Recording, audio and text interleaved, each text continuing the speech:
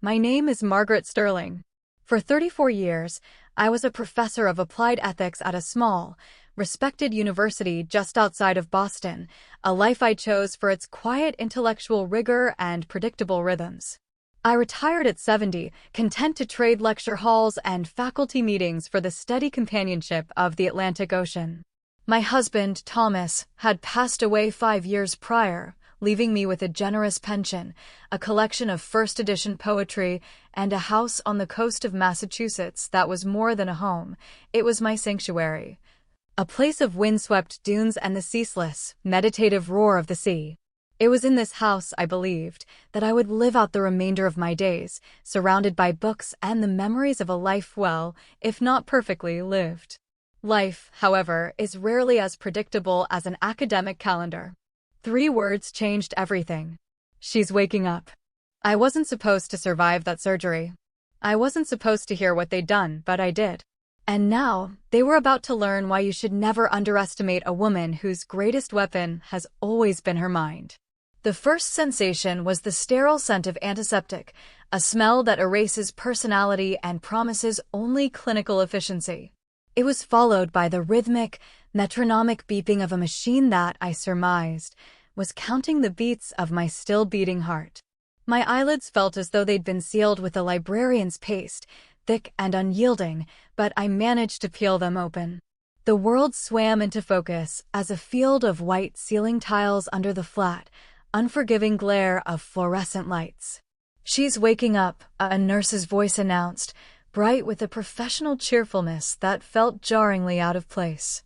A face materialized above me, eclipsing the lights. It was my daughter, Amelia. At 43, she was a polished, more anxious version of the girl I'd raised. Her makeup was, as always, immaculate, a testament to her belief that composure was something one could apply like foundation. It was a mask I knew well, one she wore to convince the world, and perhaps herself, of a serenity she did not possess. Behind her, her husband, Leo, stood checking the time on a gleaming new watch. I made a quiet, foggy mental note. My medical crises seemed to correlate with my son-in-law's acquisition of expensive timepieces. It was an odd, but so far consistent, variable. "Mother, you're finally awake." Amelia's voice was layered with a theatrical concern I hadn't heard since she'd auditioned for the lead in a college production of The Glass Menagerie. We were so worried. I tried to respond, but my throat felt like I'd swallowed sand. The last thing I remembered with any clarity was dinner in my own home. I'd made a simple fish stew, the kind Thomas had loved. Then a sudden, blinding pain behind my eyes, a sensation like a star exploding in my skull, and the world had dissolved into darkness. "Don't try to talk, Margaret," Leo said, stepping closer.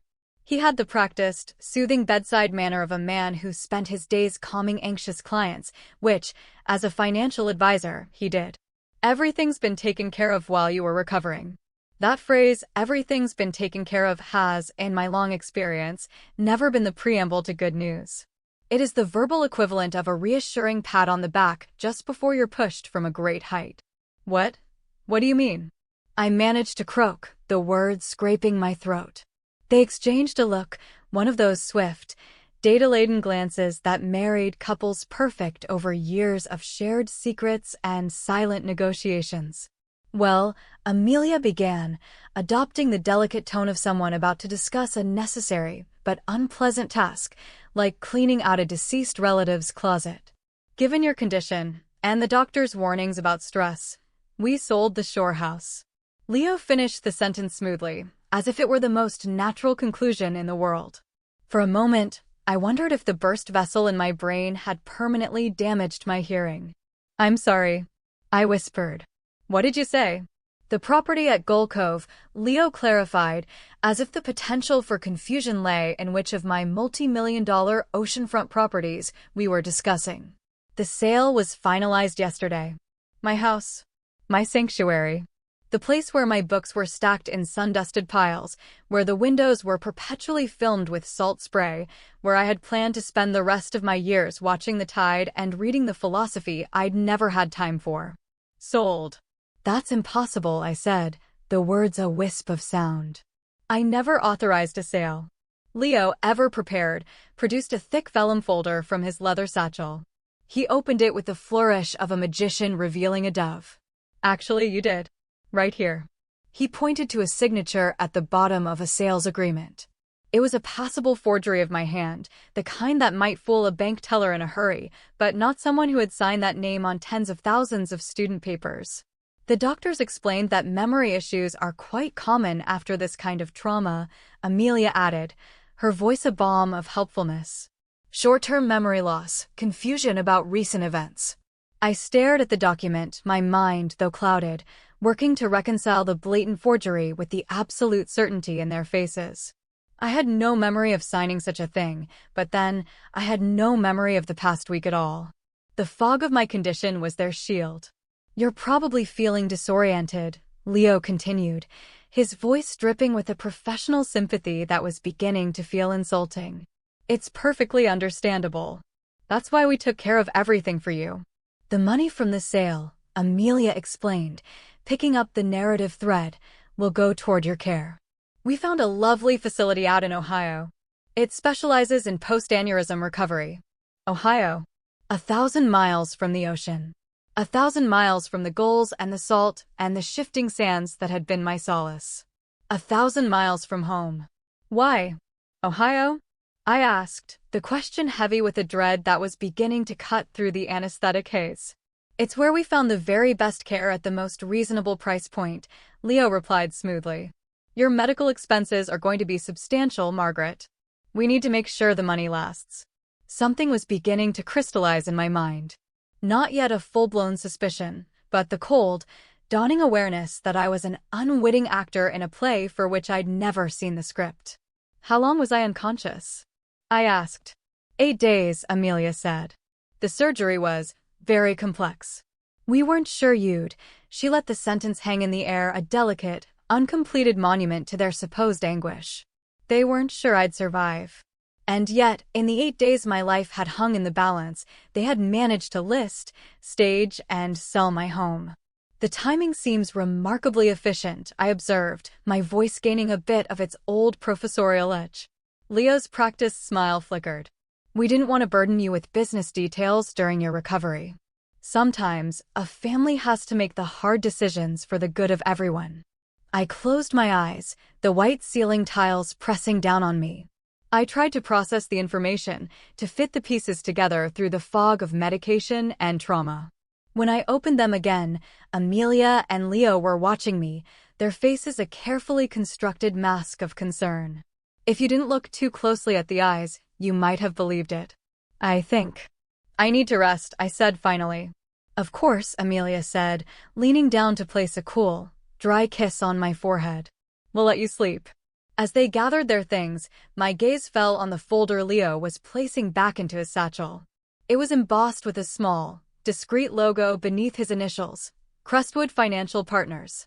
That was his firm. But what caught my attention was the tagline printed in smaller letters below it, Wealth Management and Estate Transitions. My son-in-law wasn't just a financial advisor. His specialty was transitioning estates. And he had, it seemed, just completed a very significant transition while I was conveniently unable to object. The pieces of the puzzle were still scattered, but I had the distinct and chilling feeling that I would need every ounce of the intellectual rigor that had defined my life to understand the game being played. And, more importantly, to figure out how to win it. Sleep, when it came, was not a refuge but a battlefield of fragmented memories and rising anxieties. Every time I drifted off, I saw the looping signature on the sales document, the polished gleam of Leo's watch, the fleeting, assessing look in my daughter's eyes. By the time the first gray light of dawn filtered through the hospital blinds, I had arrived at a conclusion. If my life and legacy were being dismantled, I would not be a passive observer.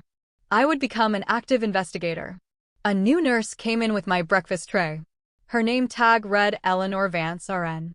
She had kind, intelligent eyes and the competent, no-nonsense air of someone who had seen everything and was surprised by nothing. I'd always appreciated that quality in both nurses and my graduate students. "Good morning, Professor Sterling. How are you feeling today?" she asked, her smile genuine. Like someone who has been informed that her house was sold while she was in a coma, I replied, my voice raspy but clear. Which I find to be either an act of stunning familial efficiency or something considerably more troubling. Eleanor paused while adjusting my Ford drip, her professional smile softening into a look of genuine interest. That does sound unusual. Real estate closings typically require the owner to be, at the very least, conscious. One would think, I said dryly. She busied herself checking my vitals, but I saw her eyes linger on my chart. She was reading it with an attention to detail that suggested she was looking for more than just numbers. After 3 decades in academia, I had learned to recognize a sharp, inquisitive mind when I encountered one. Professor Sterling, she said, lowering her voice slightly. In my experience, when family members make major financial decisions for an incapacitated relative, they almost always consult with the medical and social work teams to ensure the decisions align with the patient's long-term care plan. And did my family discuss this with the staff? Not to my knowledge, she said. She finished her checks and moved closer to the bed. I've been a nurse on this floor for 20 years. I've seen situations. Families under stress sometimes make choices that aren't necessarily in the patient's best interest. The delicacy of her phrasing told me everything I needed to know. She understood the complex, often dark, dynamics that played out in hospital rooms. What would you advise a person in such a situation to do? I asked. I would advise them to request copies of every document they supposedly signed. I'd advise them to understand their legal rights. And I'd advise them to seek independent counsel if anything at all seems questionable. She paused, her gaze steady. I would also suggest they review their own medical records in detail to understand exactly what happened in the days leading up to their collapse. After Eleanor left, I lay staring at the ceiling, her words echoing in my mind.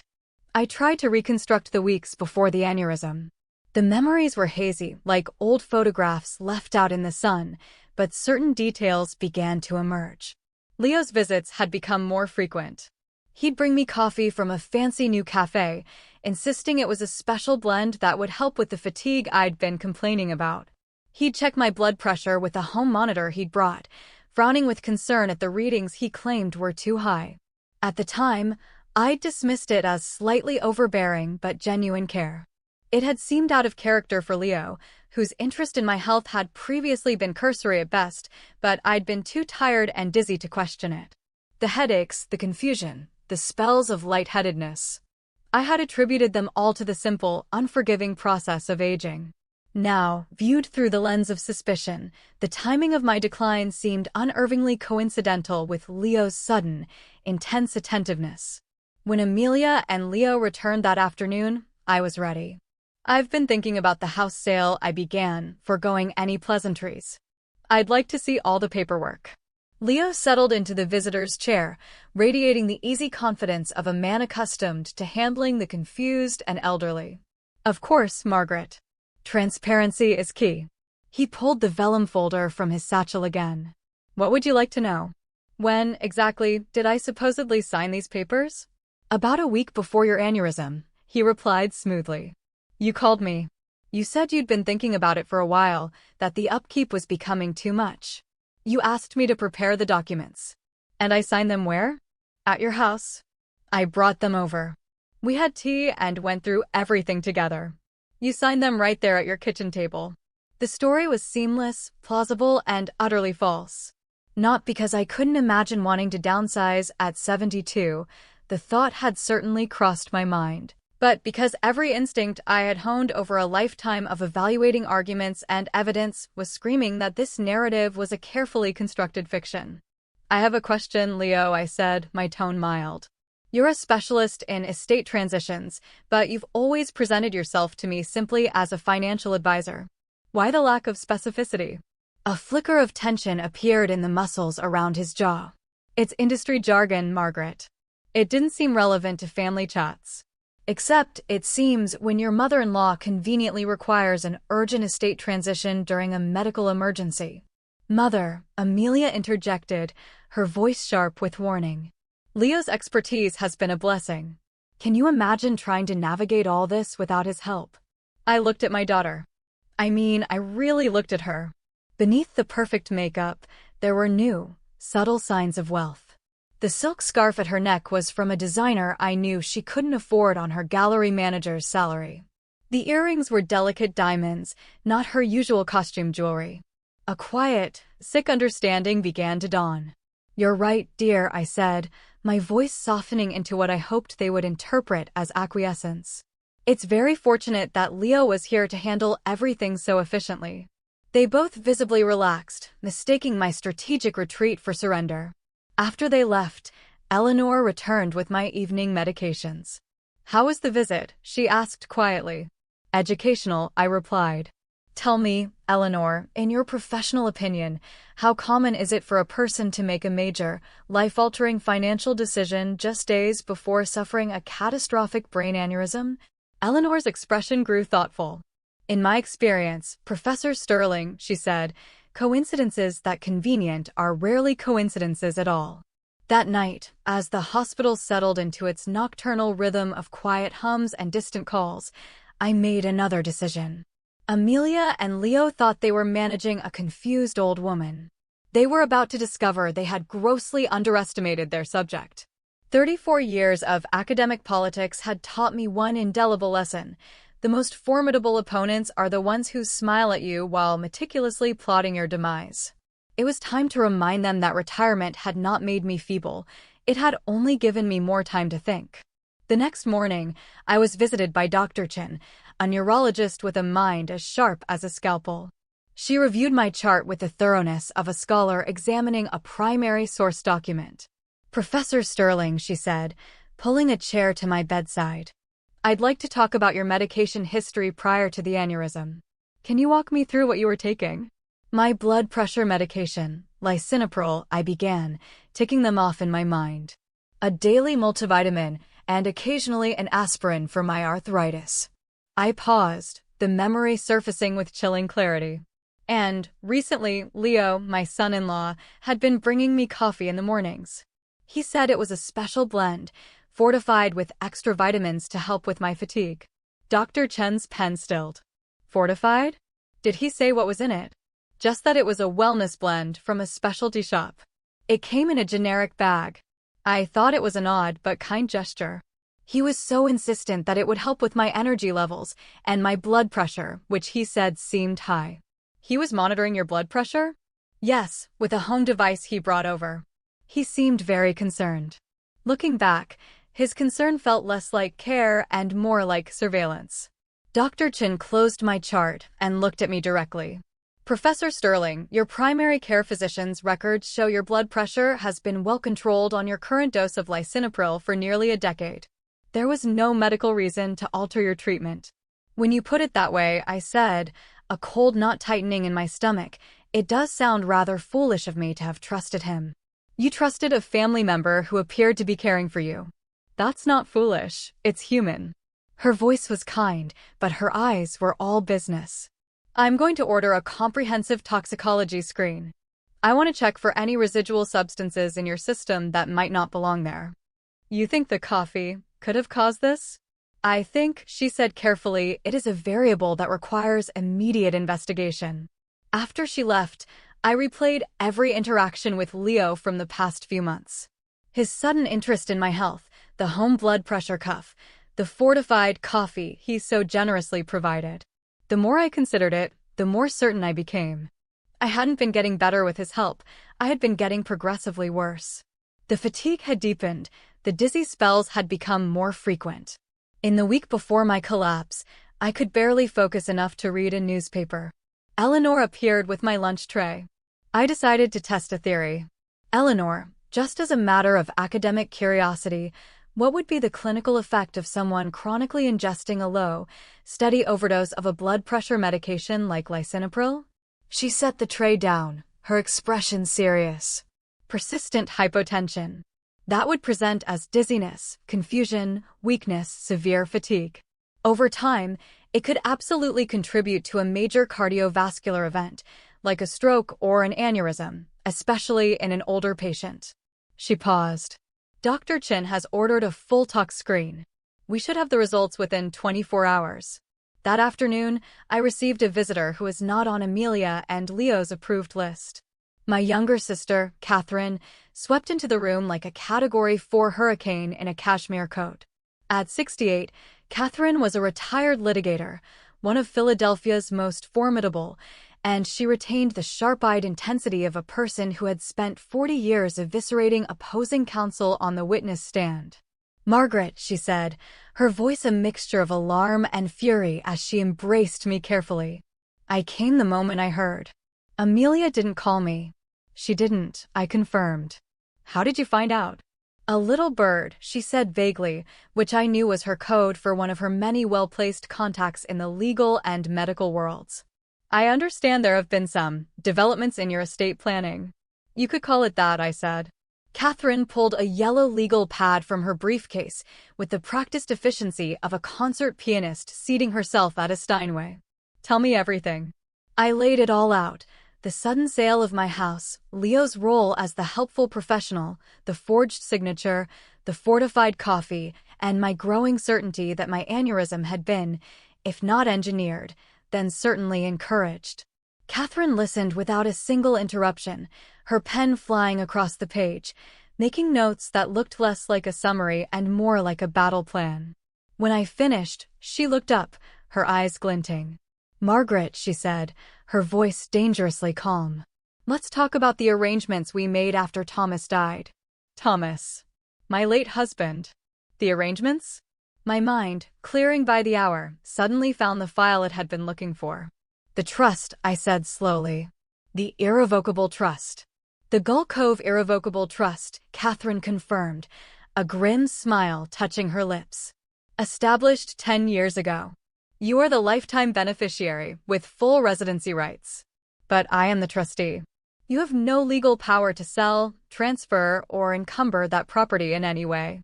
The room seemed to tilt as the full, glorious implication of her words settled over me. "So, they couldn't have sold it." "They could no more sell that house than they could sell the Boston Public Library," she said. "The trust owns the property, not you. It's been a matter of public record for a decade." I stared at my sister, the scattered puzzle pieces of the past week snapping together into a picture of such breathtaking audacity and profound stupidity that it was almost beautiful. "Then their sale is fraudulent." "Completely," Catherine said, her smile widening. It was the smile she used to wear just before she'd inform an opponent that their key evidence was inadmissible. "Any competent professional, and as an estate specialist, Leo is supposed to be one, would have run a title search. He would have known instantly that you are not the legal owner. Which means he either committed malpractice on a scale that is frankly historic, or he knew," I finished for her. "He knew he couldn't legally sell it, but he created a fraudulent sale anyway." The door opened and Eleanor entered with my afternoon vitals check. She took in the scene, me, looking stronger and more alert than I had in days, Catherine, with her legal pad and predatory smile, and her own professional calm took on a new, collaborative energy. "Professor Sterling," she said, with a slight, knowing glance at Catherine. "Dr. Chin asked me to let you know that your toxicology results came back early. She will be here to discuss them with you personally in 1 hour." After Eleanor left, Catherine leaned forward, her voice low and conspiratorial. "Margaret, I believe it's time we invited your son-in-law to a meeting to discuss his stunningly innovative approach to real estate law." "What are you suggesting?" "I'm suggesting," she said, her smile now sharp enough to slice diamonds, "that we give Leo the opportunity to explain his actions to us before we ask him to explain them to the district attorney." Dr. Chin arrived precisely an hour later, her expression confirming what I already suspected. She closed the door and sat down, holding a thin file. "Professor Sterling," she began, without preamble, "your toxicology report shows persistently elevated levels of angiotensin-converting enzyme inhibitors in your system. Specifically, lisinopril." "How elevated?" Catherine asked from her post in the corner. "At levels approximately 3 times the prescribed therapeutic dose," Dr. Chin said. "Sustained exposure at this level is entirely consistent with the symptoms you described prior to your collapse, the chronic fatigue, dizziness, and confusion. It would have placed your entire cardiovascular system under extreme, unrelenting stress." So Leo's fortified coffee was, in fact, just my own blood pressure medication, crushed up and served back to me in higher doses, I stated, the reality of it settling not with a shock, but with the cold, hard weight of a proven theorem. That would be my professional assessment, yes, Dr. Chin confirmed. This was not an accident, and it was not a mistake. This was a deliberate, systematic overdose administered over a period of weeks. It was attempted murder, I said, the words tasting like metal in my mouth. I cannot make a legal determination, Dr. Chin replied carefully. But I can state with medical certainty that what happened to you was not a result of natural causes. After she left, Catherine and I sat in a profound silence, the clinical facts hanging in the air between us. We need to call the police, Catherine said finally. Not yet, I said, my old professorial instincts taking over. We have the how and the what. We still don't fully understand the why. If Leo knew he couldn't legally sell the house, what was his endgame? Before Catherine could answer, the door opened and Amelia walked in, carrying a bouquet of funereal-looking lilies and wearing her familiar mask of daughterly concern. Today, however, I saw the mask for what it was, a fragile construct hiding a deep well of guilt and fear. Mother, how are you feeling? Much clearer, thank you, I said. In fact, Catherine was just explaining some fascinating intricacies of trust law to me. Amelia's smile faltered. Oh, yes, I continued pleasantly. It seems there's been some confusion about the Shore house. It turns out the property isn't actually mine to sell. The color drained from my daughter's face. What are you talking about? Catherine took over, her voice crisp and devoid of emotion. The property has been held in an irrevocable trust for 10 years, Amelia. Your mother is the lifetime resident, but I am the sole trustee. She has no legal authority to sell it. Amelia sank into the visitor's chair as if her legs had given out. That's not possible. Leo showed me the documents. He said the sale was final. A sale of what exactly? Catherine pressed. Because you can't sell a property you don't own. The moment a real buyer's attorney looked at the title, the whole thing would have collapsed. Amelia's hands began to tremble. Leo said. He said he had it all under control. He said the legal work was complex, but that it was all being handled properly. I watched my daughter's panic mount, a strange mix of pity and cold fury swirling within me. Amelia, I asked gently, where, precisely, did the money from this supposed sale go? Into an escrow account, she said, her voice barely a whisper. To be held until the final paperwork was signed. She trailed off, the lie she had been told beginning to unravel in her own mind. What final paperwork? Catherine asked, relentless. He said there were some old liens on the title that would take a few weeks to clear, but that the buyer had transferred the funds as a show of good faith. Catherine and I exchanged a look. The final piece of the puzzle clicked into place. Amelia, I said, my voice soft but firm. Have you seen any of this money? My daughter's guilty, tear-filled eyes were all the answer I needed. How much have you spent? Catherine asked bluntly. It wasn't spending, she stammered. Leo said we needed to make some short-term investments to diversify the assets while they were sitting in escrow. To protect the capital. What kind of investments? A boat, she whispered. Some jewelry. A down payment on a new condo. He said it was just moving assets around. I leaned back against my pillows, the full, grubby scope of Leo's plan finally clear. He hadn't been trying to sell my house at all. He had been using the pretense of a sale to defraud a legitimate buyer. He created a fake transaction, convinced a buyer to wire a substantial deposit into an account he controlled, and then immediately started liquidating the stolen funds. My poisoning and forged signature weren't about selling the house. They were about creating a cover story to explain the sudden influx of cash to Amelia and to ensure I wasn't around to ask difficult questions. It was audacious, it was criminal, and for a man who prided himself on his financial acumen, it was breathtakingly reckless. Amelia, I said, my voice gentle but laced with steel. I think you and I need to have a very serious conversation with your husband about his investment strategies. My daughter looked at me, her face a mask of dawning horror. Mother, she whispered, I think we might be in very serious trouble. Yes, dear, I replied, with a calm I did not entirely feel. You are. But as I watched the carefully constructed world of her denial crumble, I saw something else.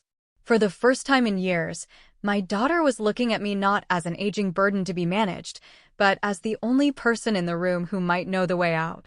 It was, in its own terrible way, a new beginning. Leo arrived that evening, bearing a pot of orchids and the aggressively cheerful demeanor of a man walking into an ambush he doesn't yet see. Amelia had clearly called him because the polished confidence he usually wore was layered over a subtle, anxious tension. "Margaret, you're looking much improved," he said, fussing with the placement of the flowers on my bedside table. "Amelia mentioned you had some questions about the property transfer."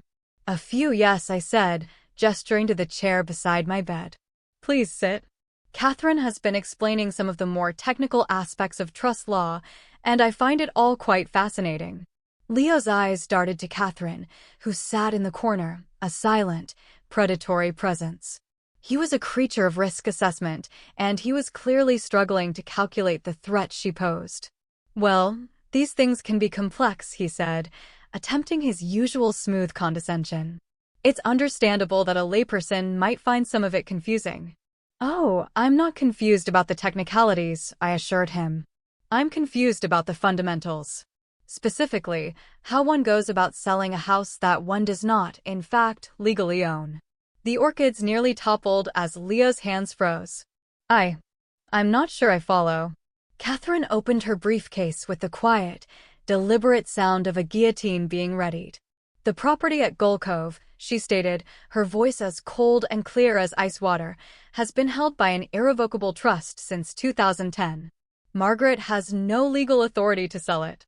Any title search would have revealed that in approximately 5 minutes. Leo's training kicked in, his expression shifting from shock to a mask of professional neutrality. "I assure you, my title search showed clear ownership. There must be a clerical error in the county records." "Then you won't mind showing us your title search," Catherine suggested sweetly. "Along with the purchase agreement, the closing documents, and the disbursement records for the proceeds of the sale." "Those documents are confidential," Leo blustered. "Client privilege." "Not when they pertain to a fraudulent transaction involving my sister's primary residence," Catherine countered. "And not when they constitute evidence of conspiracy, wire fraud, and elder abuse." The temperature in the room dropped 10 degrees. Leo looked from me to Catherine and back again, his mind racing, visibly recalculating a strategy that was disintegrating before his eyes. He turned his focus to me, his voice taking on a tone of deep, persuasive sincerity. "Margaret, I think there has been a terrible miscommunication. If there are title issues, I can assure you, we will get them resolved." "Leo," I interrupted, my voice gentle. "I think it's time we discuss the coffee." He went perfectly still. "The what?" "The special wellness blend you were so kind to bring me every morning," I elaborated. Dr. Chen's toxicology report found it quite stimulating. From a pharmaceutical perspective. Amelia, who had been sitting in the corner like a ghost, finally spoke. "What about the coffee?" "It turns out it wasn't a wellness blend, dear," I explained. "It was a carefully calibrated overdose of my blood pressure medication, sufficient to induce the very aneurysm that landed me in this bed." The silence that followed was absolute, a vacuum into which all the air in the room seemed to have been sucked. Leo's face had gone the color of bleached parchment. Amelia stared at him, her expression a canvas of pure, unadulterated horror. That's a lie," Leo stammered, his voice losing its professional timbre. "Margaret must be confused. She's had a major brain injury." "The toxicology report was quite specific," Catherine interjected smoothly. "As was Dr. Chen's medical opinion. Would you like me to read the relevant sections aloud?" Leo stood up abruptly, his composure finally shattering. "This is insane. Margaret, you've been through a terrible trauma. Memory is a fragile thing. Perception can be altered." It was his last, desperate gambit to frame me as an unreliable narrator of my own life. It was a strategy that might have worked on a different woman. "Leo," I said, adopting the patient tone I once reserved for students who tried to argue that Plato was a plagiarist. "Let's review the known facts. You are an estate attorney who attempted to facilitate the fraudulent sale of a property you knew you had no legal right to transfer. You used forged documents to support this fraud. Concurrently, you were systematically poisoning the supposed seller, me, to incapacitate her and provide a cover story for your sudden acquisition of a large sum of money. You then convinced my daughter to help you launder that money by purchasing assets in your names. Amelia let out a small, strangled sob. The only question I have, I continued, my voice even, is whether you genuinely believed you could succeed with a plan that had so many obvious points of failure, or whether you are simply not as intelligent as your professional credentials would suggest. Leo's face was now a mottled, unhealthy red. You can't prove any of this. Actually, a calm voice said from the doorway, I believe we can. We all turned. Eleanor stood there, holding a small digital audio recorder. Massachusetts is a one-party consent state for recording conversations, she explained helpfully. And hospital policy is very clear on our duty to document and report suspected cases of elder abuse.